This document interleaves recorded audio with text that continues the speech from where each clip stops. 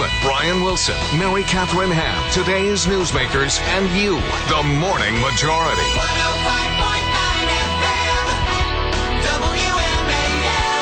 707 on 105.9 FM WMAL. Now, you can call this class warfare all you want, but asking a billionaire to pay at least as much as his secretary in taxes?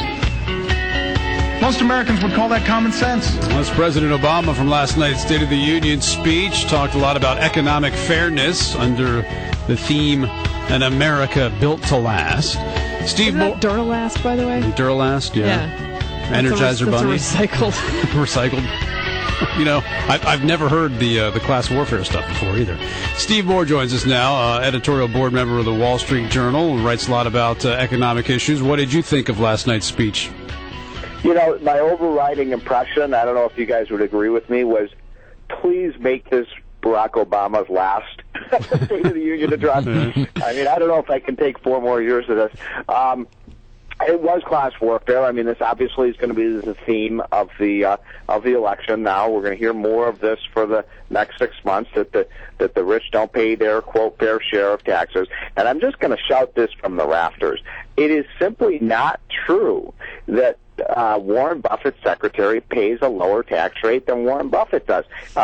If you include all the taxes that Warren Buffett pays, or any rich person, their real taxes are about twice as high as a rate than a secretary is. And you know, it's interesting to me. Warren Buffett spent the last 2 years shouting about how his tax rate is lower than a plumber or a secretary. We just went through this where Mitt Romney had to release his tax forms. Mm-hmm. How about Warren Buffett? You know, we've made this case at the Wall Street Journal. If he's going to go around the country saying his tax rate is so low, I think he has an obligation to release those tax forms, and let's see where he's making his money. The thing I keep running into is that this idea that the system is somehow unfair to poor people, and yet poor people don't pay any taxes, and yet they get tremendous government services and benefits. How is that unfair to poor people? Yeah, no, this is a really good point. I was just looking at this data myself. If you look at people at the bottom 20%, the lowest 20%, who we would consider poor, those people, you know what their effective federal income tax rate is? What? Negative 4%. Wow. Now, what that means is they're not paying taxes. Mm-hmm. They're actually getting checks from the government. So you're right. How can you say these people are overtaxed when those people at the bottom are actually getting a tax refund? In fact, that's one of the problems with our tax code. I believe, look, I'm as anti-tax as anyone. I mean, you guys have known me a long time. Mm-hmm. But I do believe one of the biggest liabilities of our tax system today is that we have so many people who don't pay any federal income tax.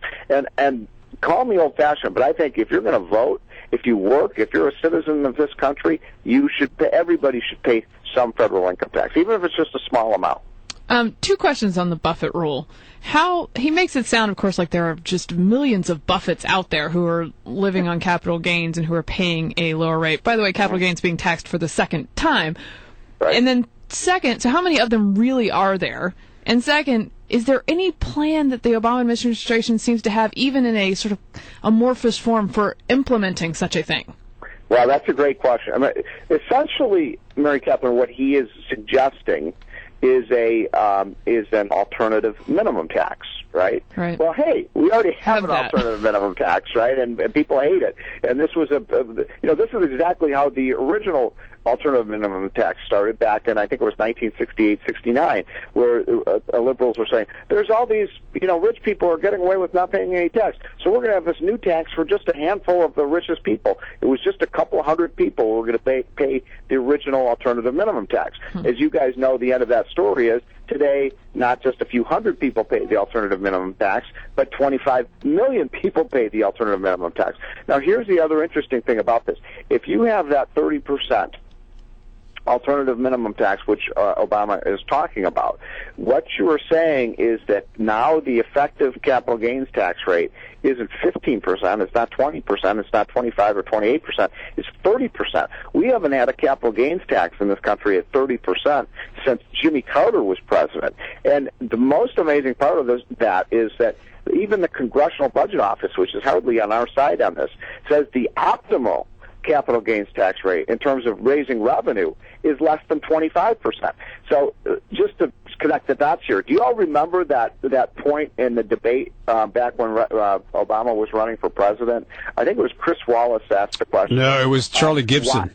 Well, yeah, exactly. And he said, why would you want to raise the capital gains rate when all the data shows when you raise the capital gains rate, you get less revenue? And do you remember his answer? For fairness. He said, fairness, right. So here he is doing exactly what Charlie Gibson was asking about. You're endorsing a capital gains tax rate that's going to lose the government revenue in the name of fairness. I mean, that is idiocy. You know what drives me nuts, Steve, is that he acts like there isn't like support from the Republicans to change the tax code. And I mean, he brought up Tom Coburn last night, which also made me mad because Tom Coburn has been preaching we need to cut federal spending by the boatloads for years. But he acts like Republicans aren't willing to make, changes in the tax code. They want this. I mean, Paul Ryan has desperately talked about that.